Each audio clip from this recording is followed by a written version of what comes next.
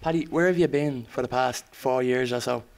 God, well, I was away for a couple of them, and after that, I've been recording a lot of new songs. I've done, I suppose, I've got about 3 albums ready to go, I think, at the minute. So That's a lot of albums. yeah, that's the next few albums sorted. So I hope you're not going to give them 5-year intervals as well.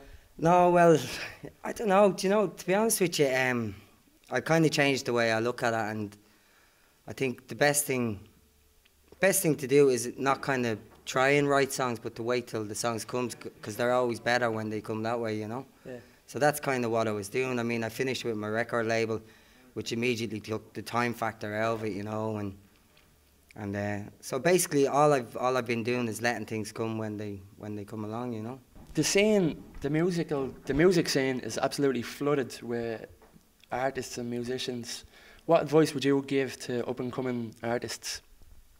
God. Tough question. That's a big question.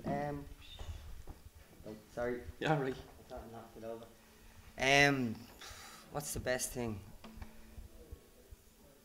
I suppose if you're in it for the money, you're fecked. If you genuinely have a love for it and you're gonna stick with it either way, you know, I think you'll get everything you want out of it, you know. I think the best thing to do is gig as much as possible and just blag as many gigs off as many people as you can, like, because it's the best way to learn how to do what you do, you know. So what do you think the key was to your success?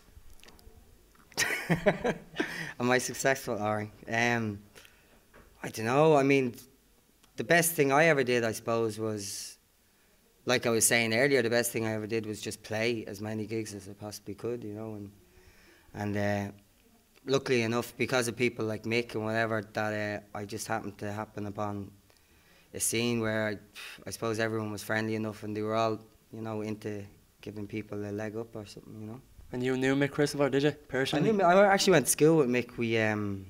I met him, the first time I met him was just in the hall. We just used to pass each other in the hall, and he was in 5th class or 5th year and I was in 1st year, and we just used to say hello. We never talked to each other, we just used to say hello to each other. I think it was purely because he looked like that and I looked whatever I looked like at the time, you know. I'd like to go to that school, Paddy Casey and Mic Cristopher.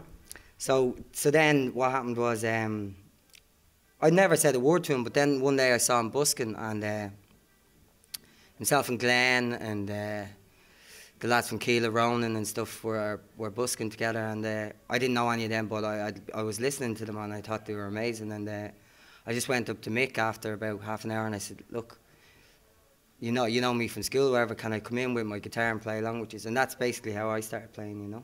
By no means average, she's on when she's got too heavy. Baby, you're a perfect 10. I wanna get in, so let me get down so I can. Like the way you work it, no diggity. I wanna bag it up. Like the way you work it, no diggity. I wanna bag it up. But a lot of the modern music is kind of just fabricated. I mean, do you listen to much modern music? Music has always been fabricated. Like, if you like, even the likes of, like, as amazing as they were, like the Supremes and stuff and all, you know, they were given a set of songs. You know, this song is going to be a hit. This is how we're going to make it a hit. And, you know, I don't know. There's always been people who did and the other side of it, you know. And there's always been people who did that side. And it doesn't make them not less talented. They just, you know, they were, I suppose, more hungry for a certain kind of fame, I suppose, you know. All right, well, thanks for talking to us, Paddy. I don't know what I said, but there you go. Hopefully you Nice got one. something out. Nice one. All right, cheers. 2, 1, 2.